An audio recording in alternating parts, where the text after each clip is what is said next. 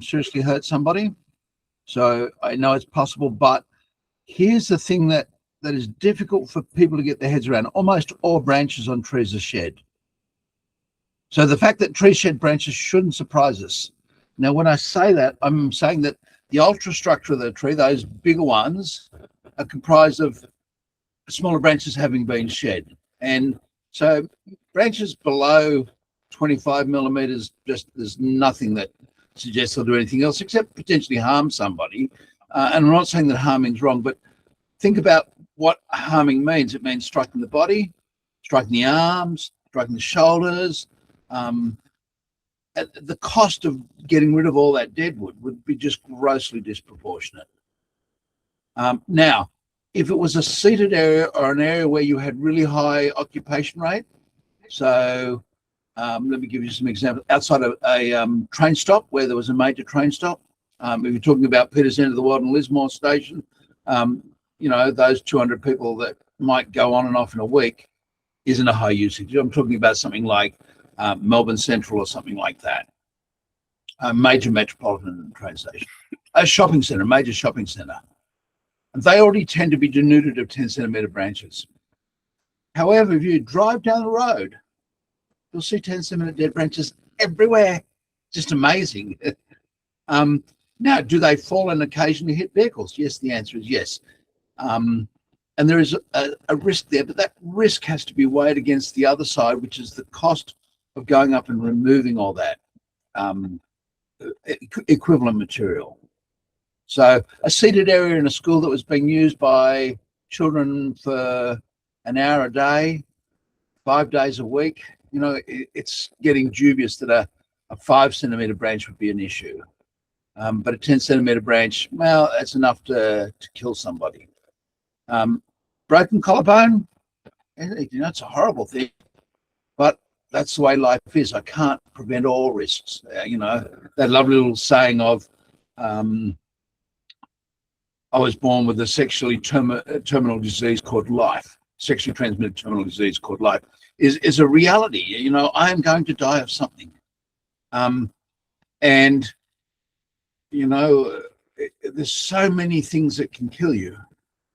Trees generally fit into a range that the average tree fits in a range that's statistically insignificant. The average tree has 5 centimetre dead branches. So if I'm in an area where the occupation rate was high, let's say a tree outside a public library that's not in the main street of a thing, but a library that's being used frequently enough, they might have an occupation rate of, say, 1%. And there was a big dead branch, you know, maybe 10, 15 centimetres in diameter. I'd say, look, get rid of the 10 centimetre branch. And whilst you're there, it makes sense to take and get rid of branches down to 5 centimetres. I think going below 5 centimetres is really only justifiable for aesthetics, or for somebody who, you know, has means beyond the average. So maybe for like me, a botanical garden. Botanical gardens, but again, every government authority has limited budgets, and so you've got to say, well, you know, what will it cost to do that and to remove it all? And yes, look, 3 or 4 main botanic gardens, you could potentially argue a case for it in their higher use areas, but there are areas even in a botanic gardens where the use is low enough that. And the last thing, of course, is, Peter, when are these dead branches most likely to fall? They're likely to fall during a storm when no one's there. In inclement weather. Yeah. Now, perhaps the minor exclusion would be those trees that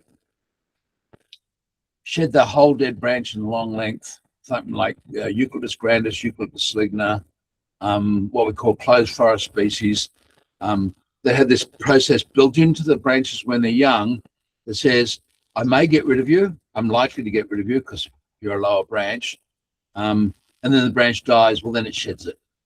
And it can shed it off in longer, bigger pieces. But even then, you know, if I talked about all the blue gum high forest that exists in north of Sydney and north, you'd be doing a lot of pruning.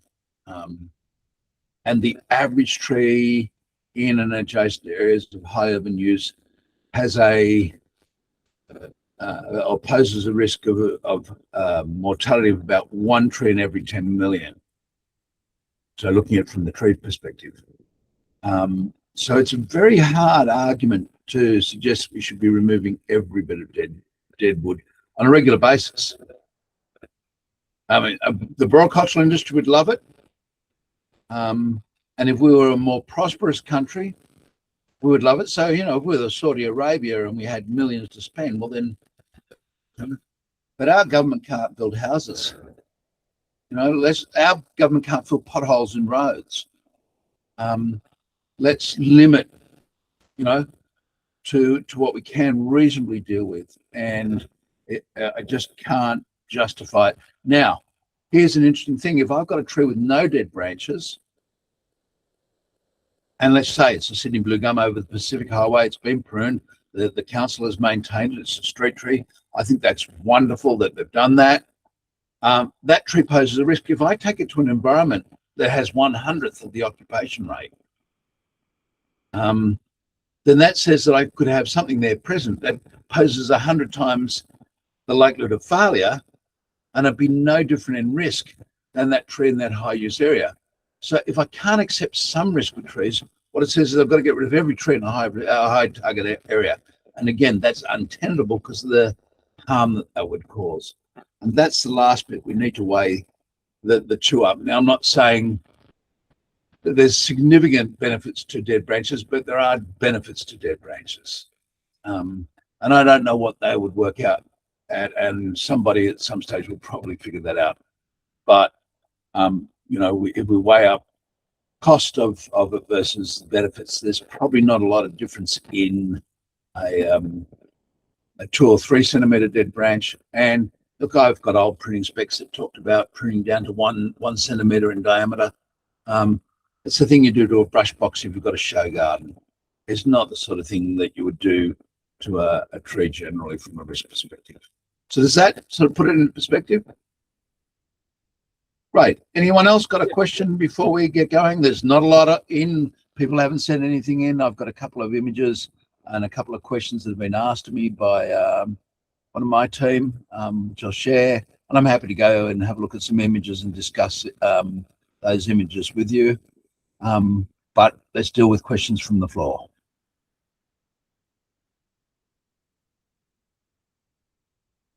In the absence of anything, I'll share my screen. And I will share some stuff with you. How often do I get it wrong? The answer to that question is all the time. I make mistakes. I'm a fallible arborist. Touchscreen and share. Yeah, it didn't like it. It says that. That's okay. We'll get there.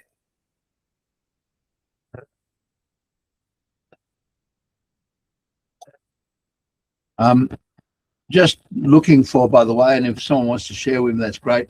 Looking for pictures that explain to people what we mean when we say a tree that's rocking or moving in the ground.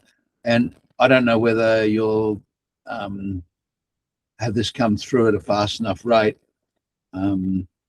whether it'll seize up because I'm getting it to do too much at the same time.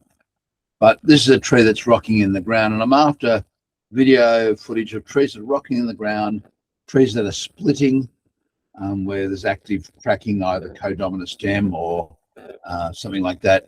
And the last one I'm looking for is pictures of broken or videos of broken branches caught up in trees, ideally something breaking and getting caught up. So if you see those, let us know. No, it'll go crazy, so I'm not going to make it do that. I'll actually stop that. Otherwise, it'll... Oh, no, we are. Can you guys see that?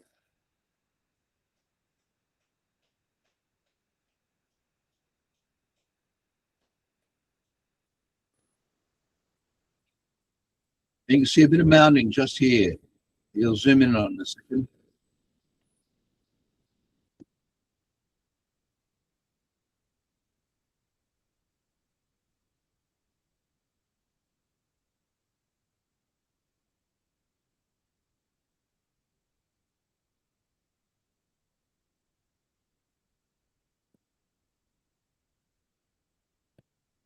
Okay, great. So pictures, I sort of go to photos, and I apologize, none of my photos are sorted out, so you'll see all sorts of weird and wonderful things, and you'll say, what the hell is that doing in there? I use photos to communicate all the time. I was out the other day and I saw this. It's not a big issue, but does everyone know what that is? Hazard beam. Hazard beam. And the reason why it's there, They very rarely fail. they don't fail very often, which is really good. Depending on the degree of bend here, but this was a branch that once went out like that and came down here. It's died off, and then this has come back off it. And it's one of those things that warns us about what we're looking to do a reduction cut to. If we get doing a reduction cut, we ideally want to do a reduction cut to a branch that has a moderately acute angle to the stem rather than square. The reason these fail is that radius there is shorter than that radius there to the same spot. So if it's too heavily loaded, the top end straightens, the bottom end doesn't, and you get it split along the shear plane.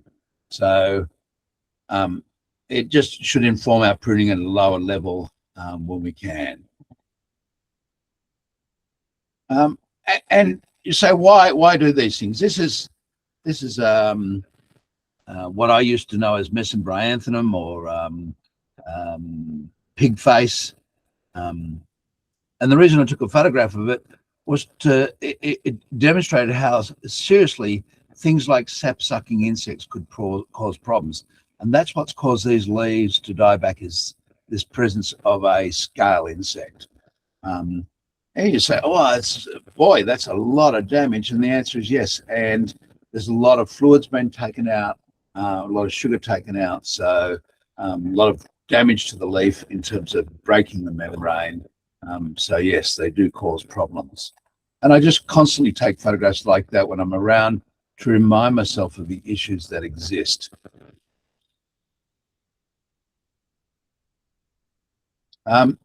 This was a set of photographs that was sent just before the last tips from a gentleman in Broome. And he has this foliage dieback on a palm, and he sent it through and said, look, Mark, can you identify it? My answer was no. There's not enough information there. But I've just talked to you about how much insects can damage things. So this is a good example of why you need more detailed information. When you're doing the diagnostic process, just symptoms alone aren't sufficient. Now, there are some incredibly interesting diseases of palms, mycoplasmas in particular. A mycoplasma is a phytophagous bacteria, phytoplant phagus feeding, that can cause considerable damage. And there was one discovered in the Botanic Gardens in Cairns about, I'm going to say 4 or 5 years ago now, that is potentially fatal and broad in its damage. So it's worthwhile finding out why these things are happening, not just ignoring it. The margins are dying out, and it's not sequential. So that frond there is out of sequence and dying back. You see those two fronds there? So what is a problem is somewhere down here potentially. Now, some of the other things that do this, pink bud rot, which is a phytophthora, it'll cause damage. Rodents can cause damage to palms in their nesting processes. I had them take out whole tips. So the palm hasn't completely died. It's always worthwhile getting up there with an EWP or a ladder or whatever system you're using, Bridgman's bicycle, and removing anything that's dead and loose and cleaning it up. It's also useful thinking about putting on something like a fungicide, a generalized fungicide, something like Yates anti-rot, again, can be used anywhere. So that's nice when we can have a product like that. So just drench it with it as a treatment method. So again, problems are fairly universal for all of us.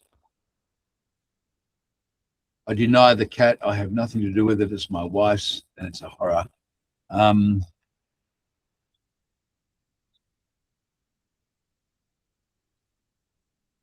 was hoping that picture had come up by now, but it hasn't. Let me see if I can. This is a video sent from Thailand. It's over there. And this is how they've looked after a multi-stem tree. This is a ficus, an indoor area. It's pretty fascinating, isn't it? Now, it's a ficus. I'm not sure yet that it won't win, but I think they've been particularly harsh on it in terms of what their expectations are. And this entire restaurant is based around this lovely ficus forest. And whilst the guy that was filming that filmed it, a massive big branch broke off and fell into the water. And he said, you know, what would have happened if someone was there? I said they would have been in the water, and in this particular spot in Bangkok, that would have been a health issue, not getting hit by the branch. So those things happen.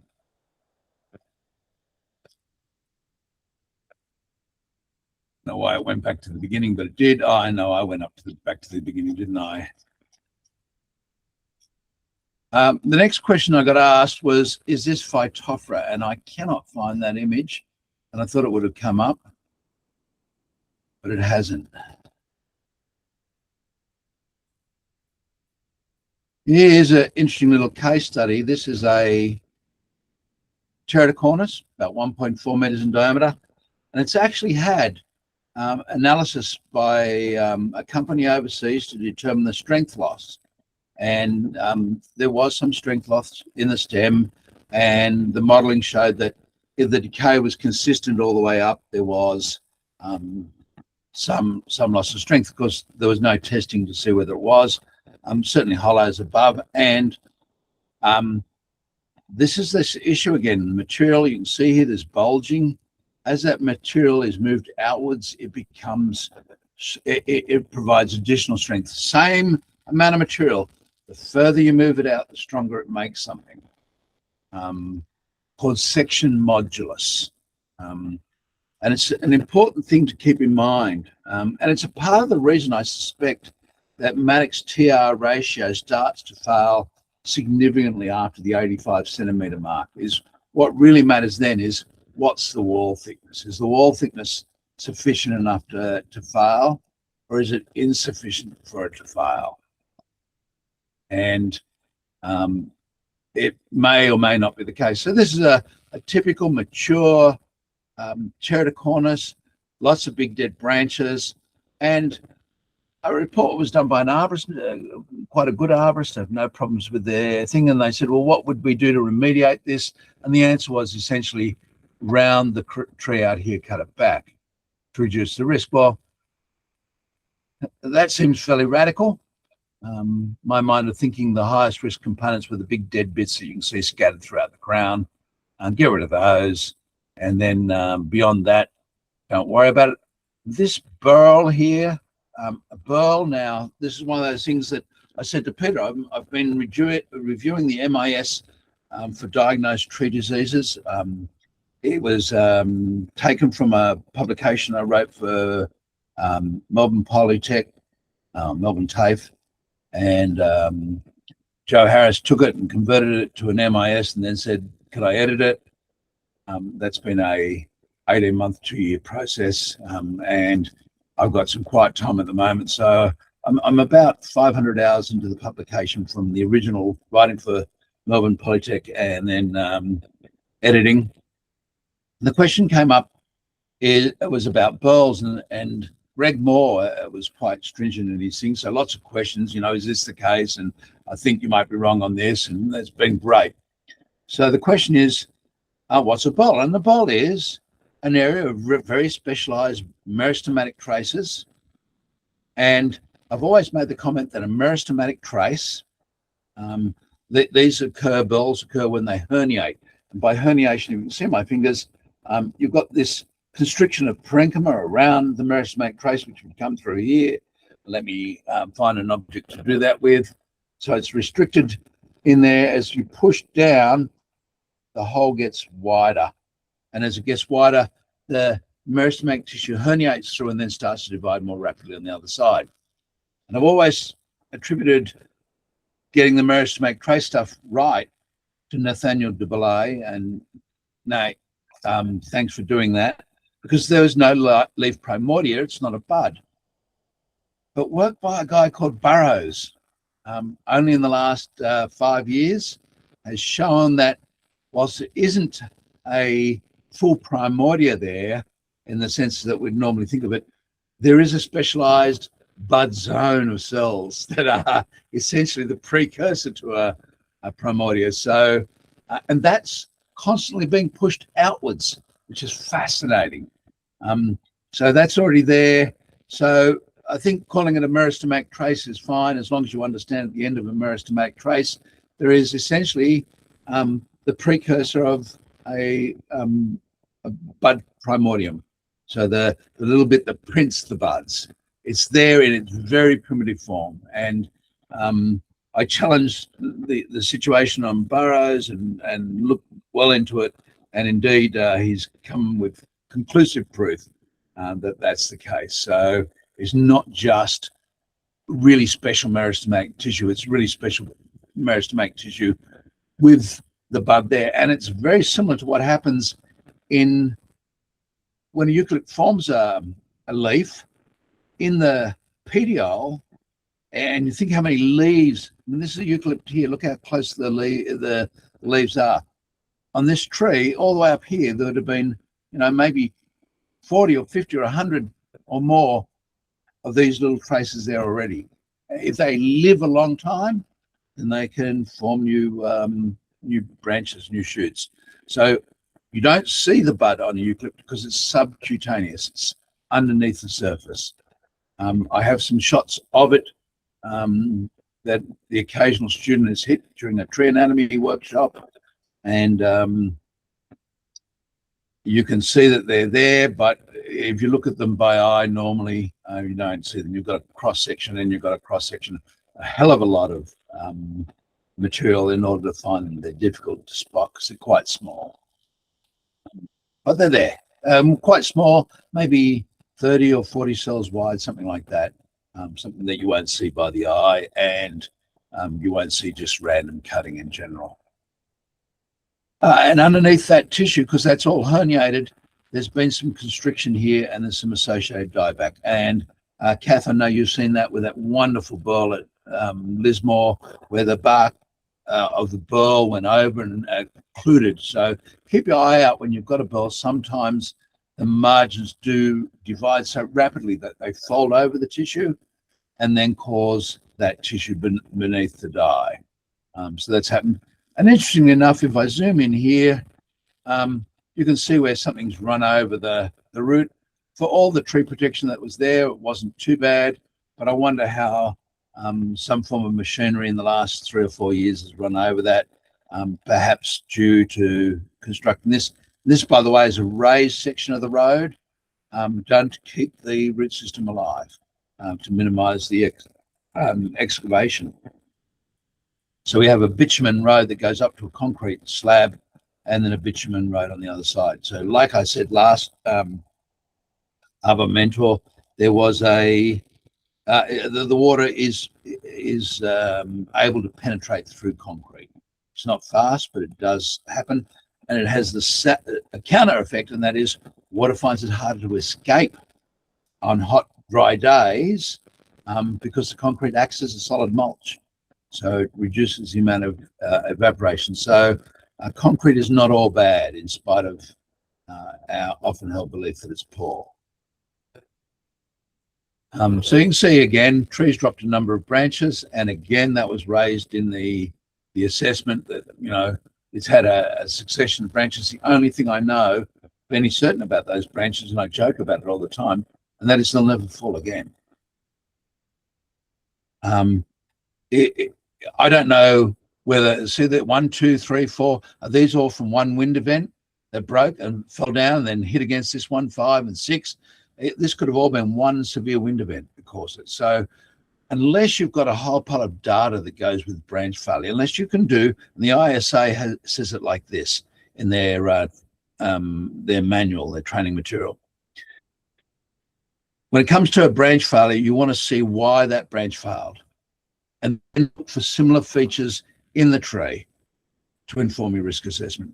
The fact that it is failed is not in itself necessarily anything that you can extrapolate because you don't have enough information. Is the tree stressed? Yes, the tree's stressed, and I suspect there'll be some dieback and some adjustment, and that may mean that several of these larger branches are going to need to be removed, and that's what I would remove. I wouldn't worry about, from a risk perspective, trying to reduce the height to reduce the load, because the tree has already lost a whole pile of material, which means the load on it today is not the same as the load was on it 5 or 10 years ago, and it's not a lot bigger.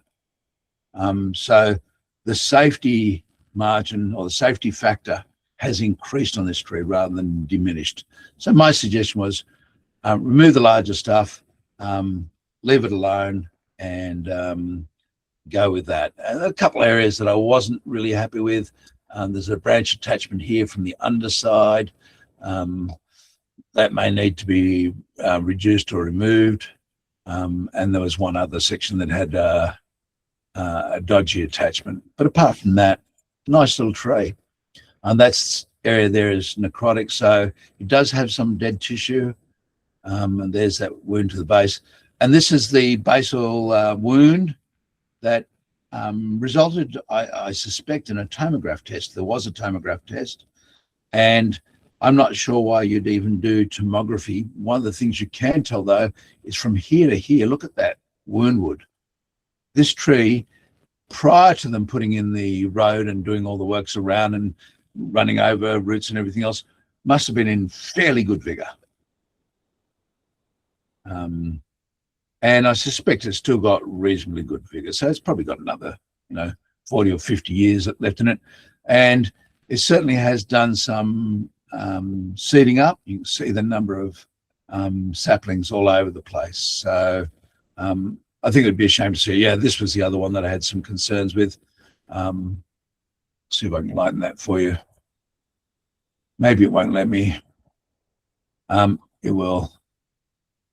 If I do that and brightness, that'll make it a little easier for you to see. Yeah. So these upright bits, for the very reason that we talked about, and a couple of other things. First of all, very acute angle.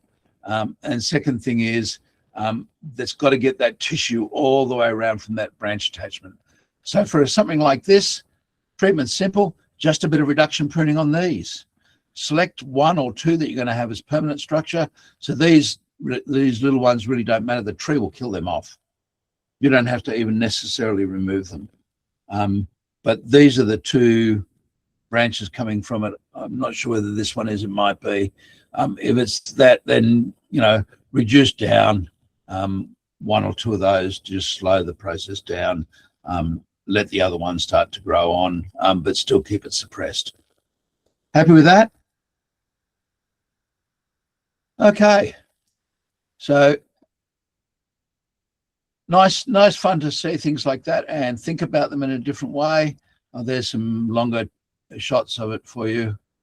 It's not exactly what I'd call a full canopy tree, but there was a comment made by the council arborist. He said, I think it's a pre-white settlement tree, and the basis for it was it's got no branches down low, which is typical of a forest tree. My comment back was, we don't know when this area was cleared. So I suspect my estimations was probably a 1850s tree, something like that, 1850s, 1870s, based off other trees we know, Terracornis, that are somewhat similar. And there's some really great ones at Parramatta Park if you're ever there. So again, I think it adds significantly to the landscape. I think it'd be a shame to get rid of it. And typically, as you see, they come in, build houses close together, and there's not a big tree anywhere. So I think having something that gives a sense of scale and perspective to it really is beneficial. Okay, that's that one done.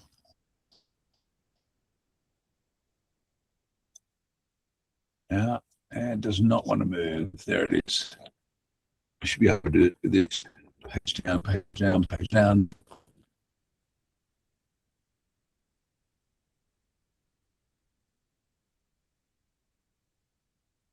No, it's going slow. Are you guys getting my picture okay though? Yes, you are coming Yeah. through. Got a Okay. little bit of breakup, but it's not too bad. When I was in Perth last month, beginning of last month, there's a severe storm. It's the worst windstorm in 50 years. So you can understand there was lots of broken stuff around. So this goes back to that issue. Well, the co-dominant stems failed. I could have told you that was going to fail. Well, in a 1 in 50 event, why didn't the others fail? So we don't know the answer to that. It's the weakest spot. You can see branches were blown off everywhere. How many people were dead? Mick, you were there. Yeah, 0, Peter. Exactly. No one was killed, and that's just the way that we see things is negatively rather than necessarily positively. And Peter, to your question earlier on, that's a dead branch. It's over a building. You know, it's not going to hit a kid. This is in a low use area in a school. The tree's in decline. The school would like to get rid of it. I get that. My comment was apply to the council. I don't have authority under the SEP, and that was a question that was asked this week by an arborist, a really nice guy I know, Wayne. Wayne's did the diploma of horticulture, arboriculture when I did, and he said, I just want to get rid of this tree. Can I do it? The SEP, if you're in New South Wales, SEPs are state environmental planning policies. And this is where, so let me go back a step. In Australia, we have 2 levels of government that are constitutionally recognised. We have federal government and we have state government. Oddly enough, we do not have local government in our constitution. Okay. And in 1984, we had a referendum to decide whether they would give them the right to make their own rules and regulations. And Australians, in my view, voted very intelligently, as I did, no. Because then you would have got weird and wonderful laws like, you get out of America, your plants are too low and too much of your butt cracks exposed, so we're going to give you a $200 fine. And of course, then you go down to the next area like the Gold Coast, and you're not enough of your butt crack showing, and there's a fine for $200. So we took all that away. So our councils have delegated authority right throughout Australia. The state government gives them a task to do and sets out a process by which they can do it, and they do. And they are, in most places, charged with decisions about trees. Not every local government area does so. So I've got communication from a number of local governments in rural areas of New South Wales that have said we don't have a tree protection policy and we never will. We think that that's up to the landowner to make solely. And our state legislation and our federal legislation gives special credence in New South Wales to the area that is the metropolitan part, from Newcastle down to Wollongong and out to the west. So that legislation has different times. The local government have made it difficult for things to happen. And one of the things that they make difficult for happening is construction, for example. They might hold something up because they don't like the design impact. It's boring. They think it should have a little, different facade, and these things go on all the time. Or, oh, look, the noise is going to be too great, or whatever it might be. So the state government in New South Wales, and similar things happen elsewhere, have said, look, we're going to iron out some of those. We're going to override the local government's authority in those areas. They've got delegated authority, but in these areas we'll control. So schools are controlled, unfortunately, by a piece of state legislation, and it says that you can't remove a tree unless it's dangerous or damaging property. Now, to interpret that is difficult, and I see that as a problem for people. There is a process. It's called the Interpretations Act. It tells us how we do interpret acts. And fortunately, in New South Wales, we have a very specific court that deals with lots of tree issues, the Land Environment Court. And for it, it's not any sort of risk. It's a real and appreciable risk. It's not just, oh, look, you've got a 1 in a million, because in reality, every tree poses a risk.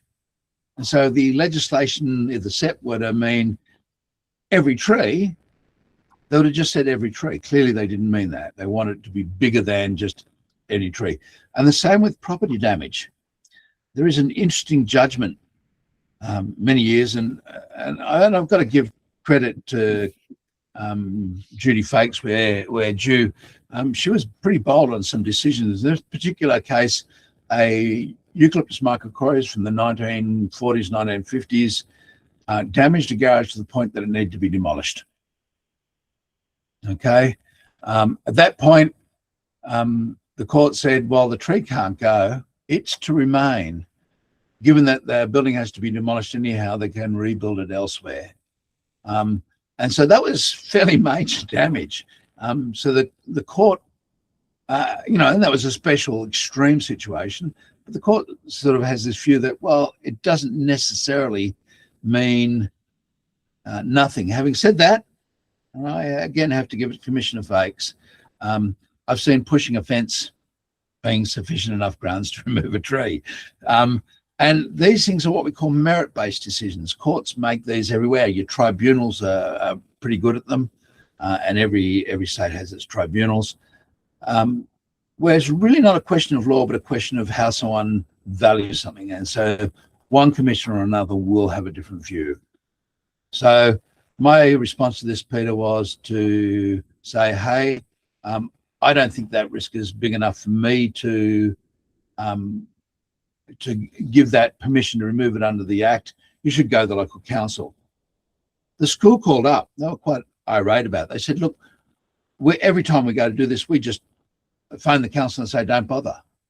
And I said, well, that's okay. Phone the council, let them tell you not to bother, and you can go ahead and get it done. Just get that in writing so that you're covered.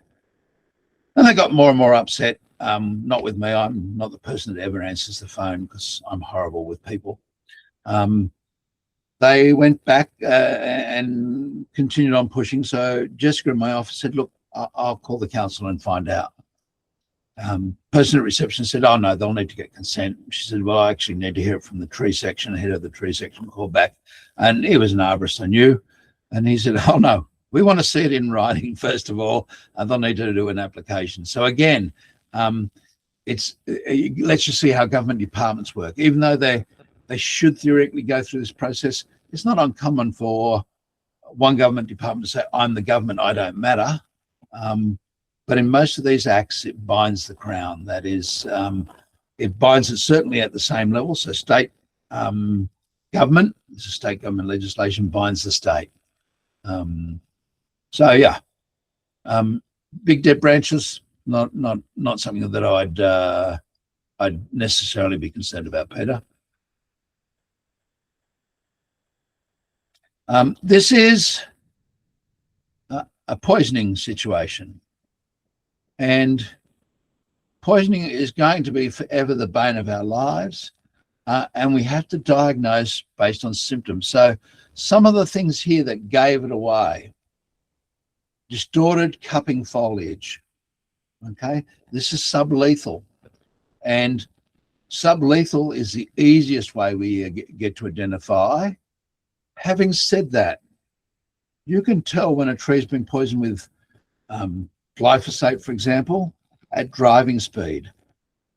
And I don't mean that sillily, but because it interferes with the metabolic processes, the color of the dead leaves, the leaves hold on, while other things can make the leaves hold on.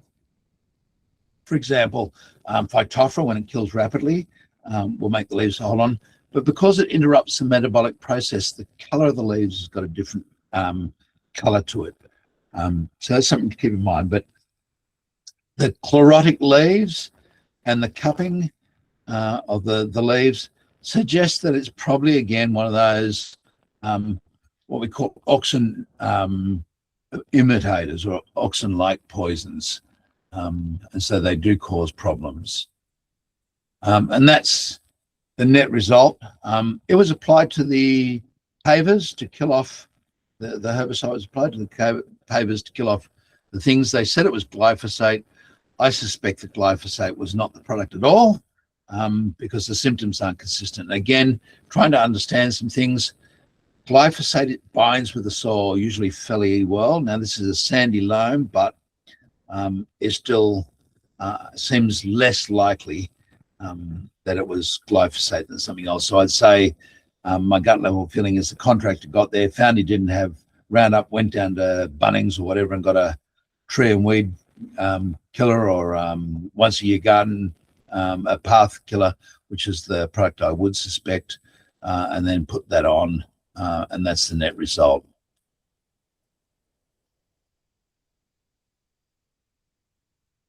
Just as an aside, this is a young black butt. I got this wrong, Peter. Gray, I'm talking to now. This is psyllid damage. And I attributed psyllids to cytosol feeders. They are not. They are a phloem feeder. I don't quite get what or how yet, and my head's still trying to get around that one, but that's something that I learned just yesterday. That these guys feed on phloem. The rationale behind it is naked ones produce, so a psyllid can be covered. It's covered with a thing called a test or a lerp. Same thing, a little waxy covering, and that's made out of excess sugars. If it was cytosol feeding, it wouldn't be producing a whole pile of excess sugar. It would have, so cytosol is the inside of a cell. Imagine cell as a sac. If it pierces through, now lace bugs do that. They take out the inside. They just leave the outer cell wall. It's white, essentially. And that's why you get that stippling, that shiny little spots all over the leaf of something like a lace bug damage. This doesn't do that same thing. And that was a shock to me. So again, why it's good to challenge people is because I'll make mistakes.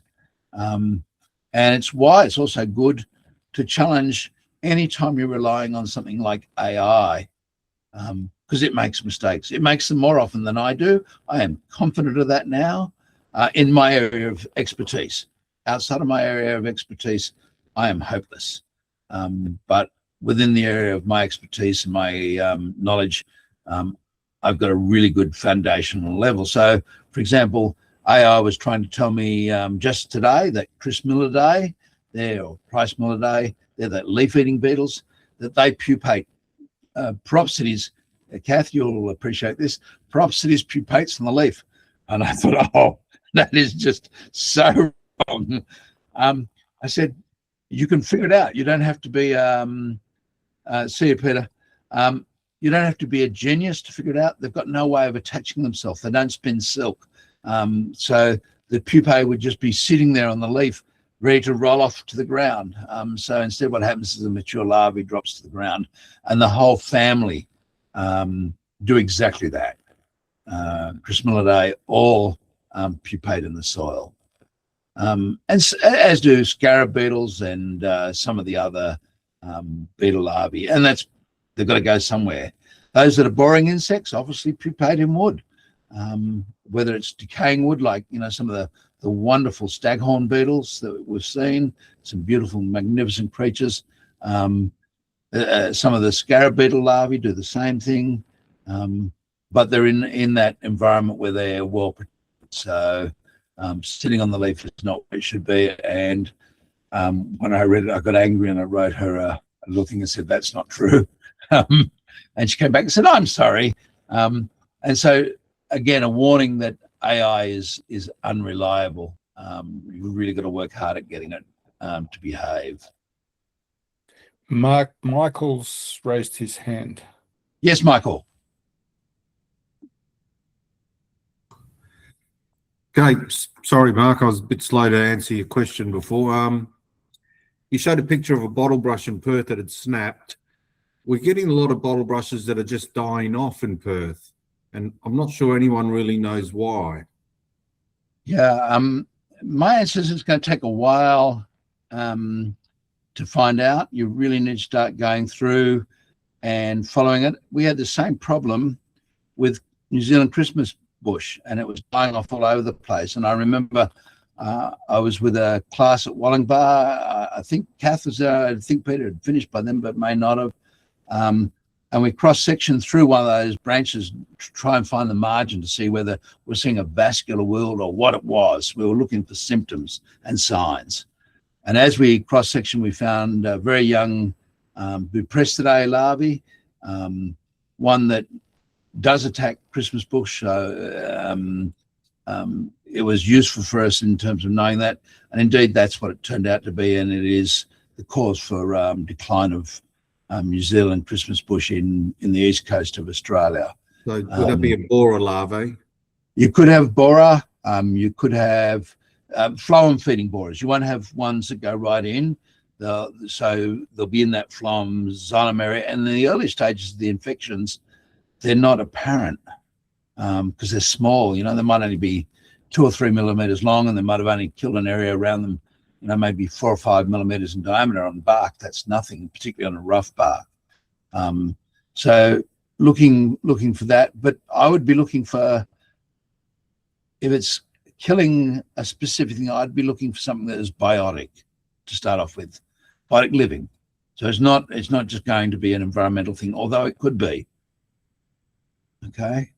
So was that the same thing that was killing the New Zealand Christmas trees? Was it a borer larva or? It could be. I don't know. That's you need to look for. It's exactly the same as the palms earlier. You need to go and say, what are our symptoms? So what are the root system doing? Are we getting good root growth? Are we getting young pioneer roots? If we're getting young pioneer roots on callistemon, then it's not a root-related problem. How's it dying back? Is it dying back bit by bit by bit, or is it dying back in big chunks? So every bit of information Michael, if you want to go take photographs, we can go through it over a series of meetings and look for more and more diagnostic indicators that refine it down. I'll try and be more diligent and take some photos. Some photos, and then maybe some cross sections, a sample, you know, cutting through with a branch and seeing what it looks like.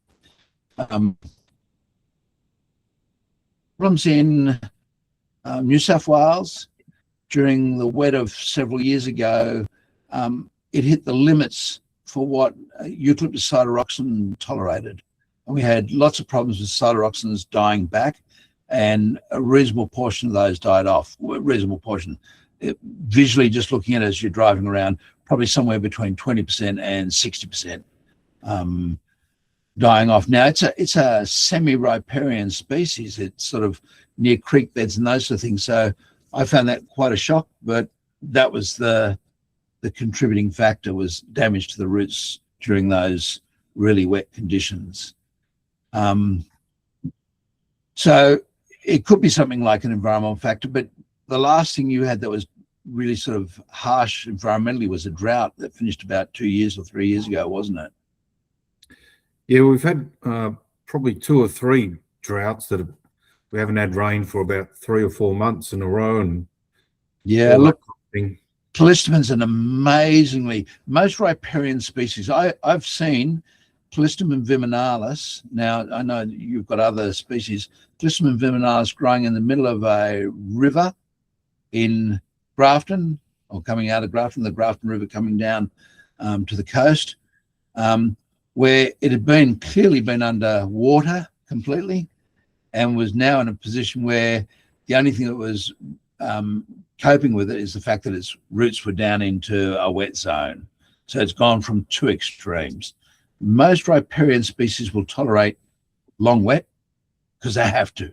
It's going to get flooded at some stage. And most riparian species will tolerate long dry, because if you're on a well-drained sandy loam or loam-based soil, which alluvial zones tend to be, when it gets dry, a drought, it gets dry.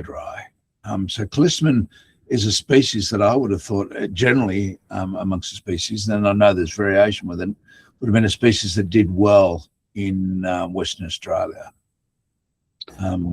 Usually they do.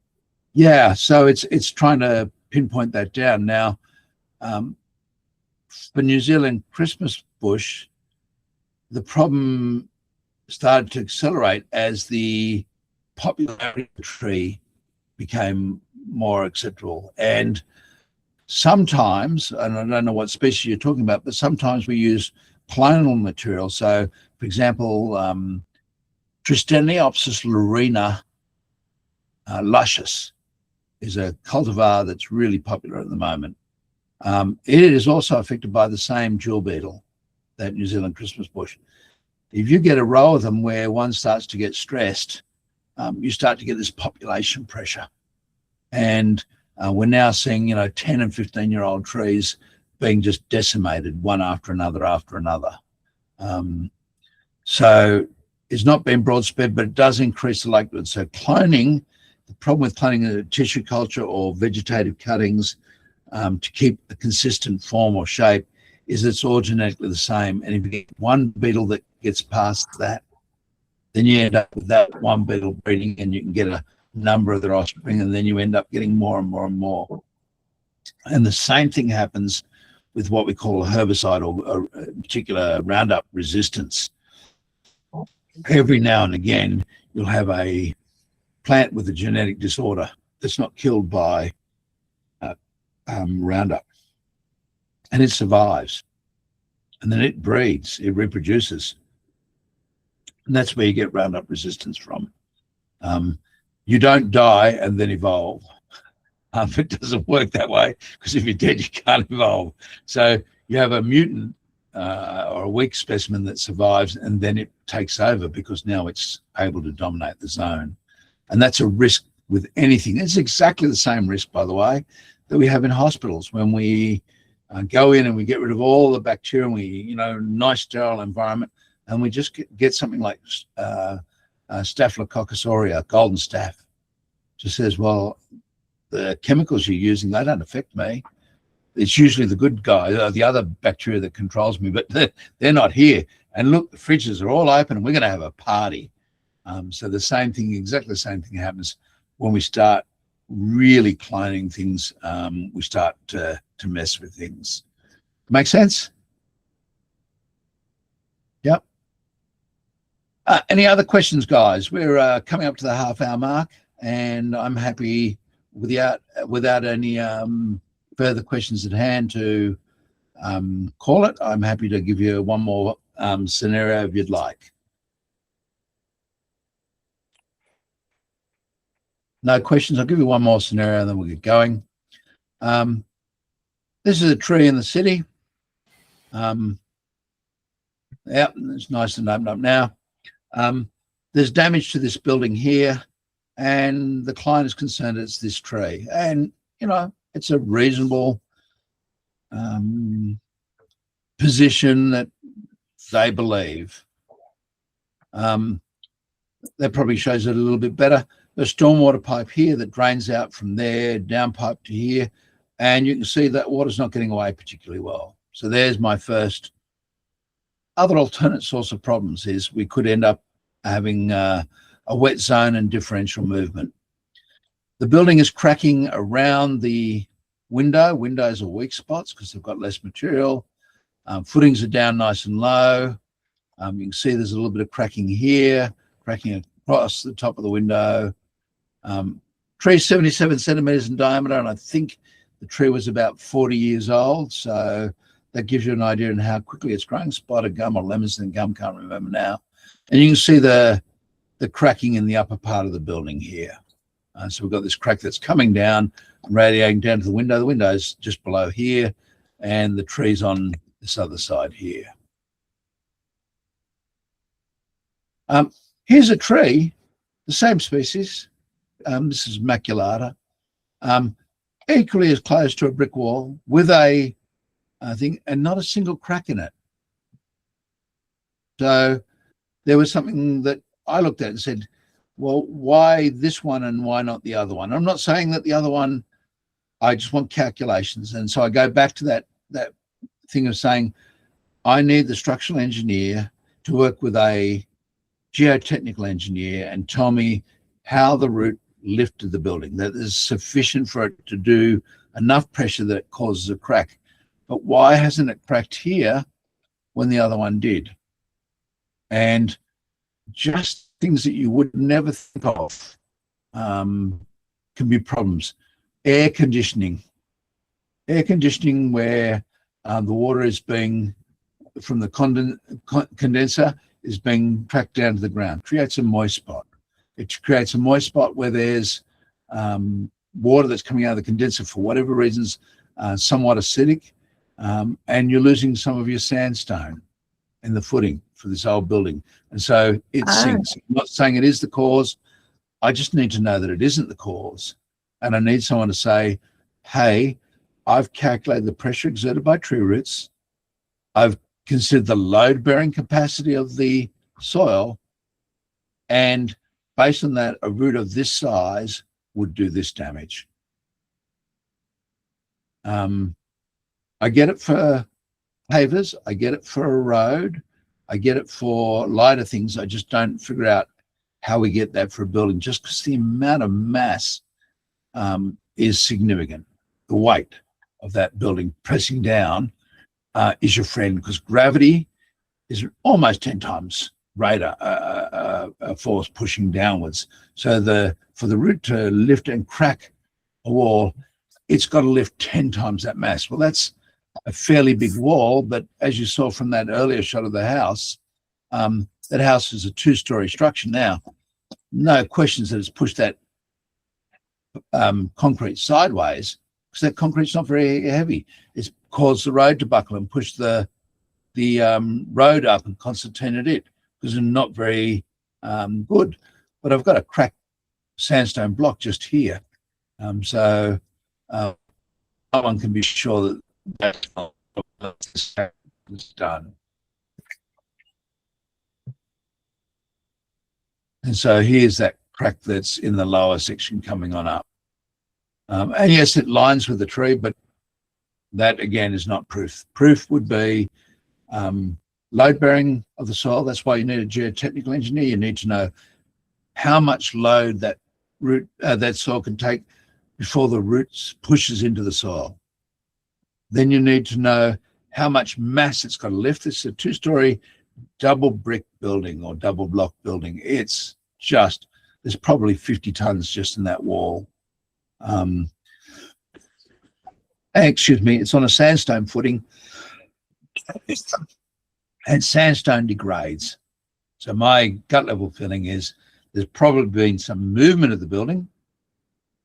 And what's happened is not that the tree roots have lifted it, it's that the tree root has stopped it from all sinking evenly. If that makes any sense. Do you follow that, Kath? Yeah, so you're hold on, let me get my mic. So you're saying the tree root's actually holding the building? It's stopping it sinking evenly, yes. So because it's not going to push in as easily, because it's got a larger surface area than the footing. You know, right near the buttressing section, I'm not going to be able to push the whole tree in. Yeah. So rather than being able to settle in, the building's not. And you know, if a footing stone degrades by even 0.5 millimeter in 10 years, that's still 0.5 millimeter down here. That equates to a reasonable size crack up top. Mark, I'm assuming the soil's not clay. No, not clay there, Peter. At least not.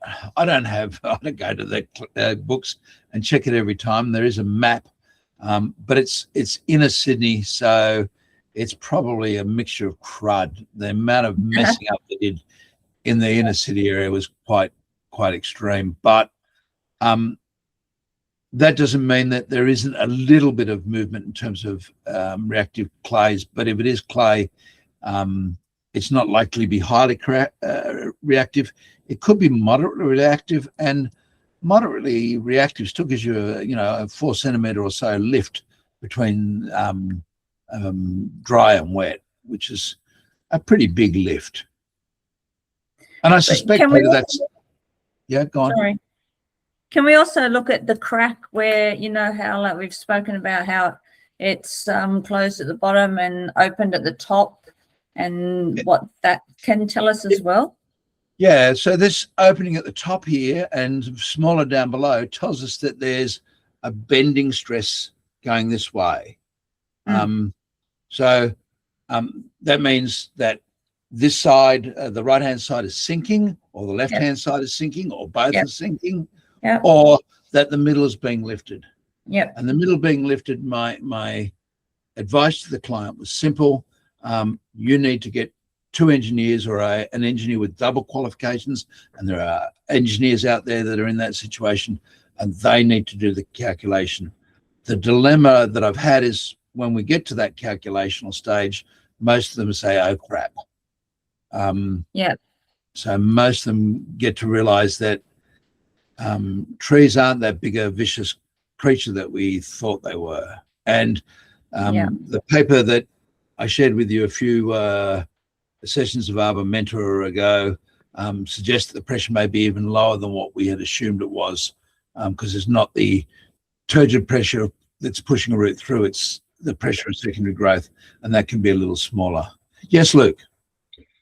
Well, I asked after the fact, though, that once we've determined that possibly that tree root is propping the building in that fashion, the repairs may spell the death or the removal of the tree anyway, in order to be able to correct that.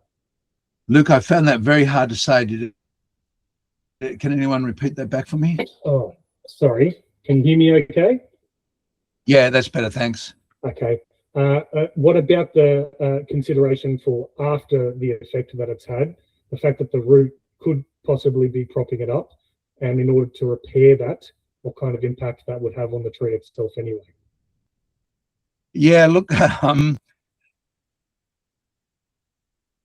again, it is in this particular council, this is Sydney City, and I'll give them credit for doing everything they can to keep every square metre of crown that they have in, or canopy that they have in their area.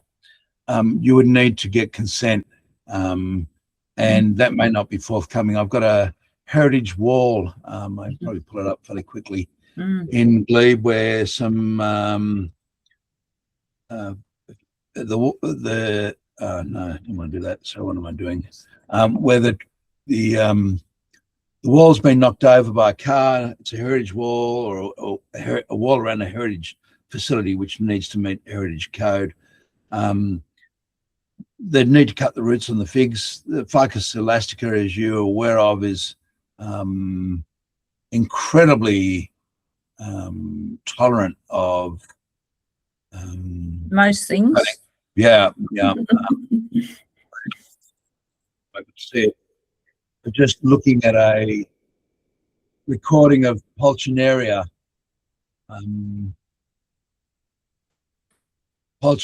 being prepared for sale in Asia, and they literally cut into the trunk and slap it into a pot, and it just greens up. So lots of trees are quite tolerant of things. What they said, no, you can't cut the roots, which is fine. That's their entitlement. There's my photos.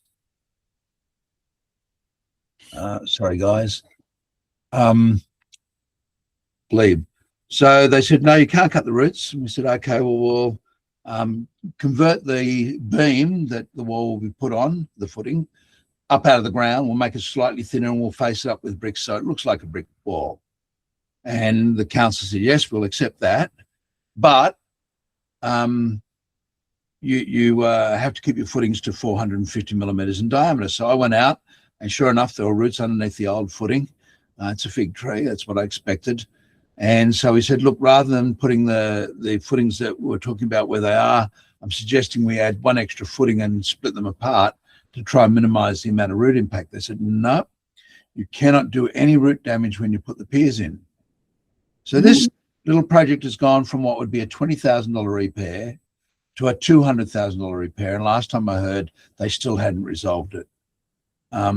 So again, it's a difficult one to know how to deal with it, Luke. And I know that you've experienced some of these because we've had some of these discussions in the past. In case you hadn't seen it before, by the way, that's possum damage there. That's just absolute repeated grazing, in case you have never seen it up close.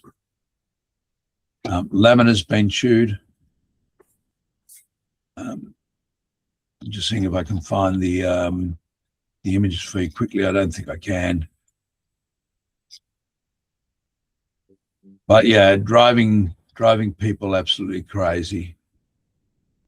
And if some of you want to figure out something for me, this is Ficus macrophylla. There are a lot of Ficus macrophylla like this in Adelaide, and it's got this odd-looking leaf fruit that's egg-shaped. No idea. Okay, that's one of the glebe ones. There's damage to a building that could be tree roots. I'll share that one with you. The reason why this could be tree roots is for all the reasons you wouldn't expect. I suspect it's a London plane tree. And the reason I suspect it's root damage is this is a long window. So this is just a small retaining wall. Aluminium and glass is flexible. Okay. So all it's got to do is move a little bit to let the crack develop. Once the crack's developed, then it can continue to develop. But having said that, does anyone notice all the the mold? Yeah, moss down here or whatever it is. Yeah. Water. So it's an equal possibility that we could have a burst or leaking pipe under there. And where roots go. Yeah, you only need a pinhole leak that lets out just, a few drops every minute, and you can change things around. So again, my response was get a geotechnical engineer, and then go back to the engineer who originally designed the building and ask for his professional indemnity insurance. Again, we've got to stop thinking that it's a tree problem. So, for example, I had this on a wall with a tree behind it, retaining wall. There's a fair bit of space around it. And I said, look, yep, it's damaged the retaining wall. Little doubt in my mind that the tree was high up, so it's pushing. I said, rebuild the wall, have it properly engineered, and move it further from the tree. When you can do that sort of thing, why should it be the tree gets cut down? We really need to change that behavior. Any other questions before we call it a day? Nope. No? Okay, guys, don't forget to send in your questions and your pictures to Peter for me to address. Oh, here it is. I found the tree. There we are. Oh. So this is the wall in glebe. This has been cut out here. This is where the car went through. You can see, no, it hasn't. It's about to get cut out. So this is where the car's impacted it. And they want to cut along here through those roots. Now, I would, as a figure, I would sign off on that tomorrow. But the city was unprepared to do that. So they're right. I'm not going to say that that's all bad. It just makes it difficult when you're trying to come up with the resolutions. This is another one in glebe, the same. Trees above, pushing on the retaining wall, causing it to rotate. Narrow planters, they put in a really nice small growing tree like Waterhousia floribunda, and it failed. It caused the wall to rotate. This is looking at it from the top. Down there's about 6 meters to the bottom. The neighbours on this side noticed the wall was starting to lean. Council came out and gave an order to demolish the tree. council's arborist said, no, you can't remove the tree. Demolish the wall, sorry, demolish and rebuild.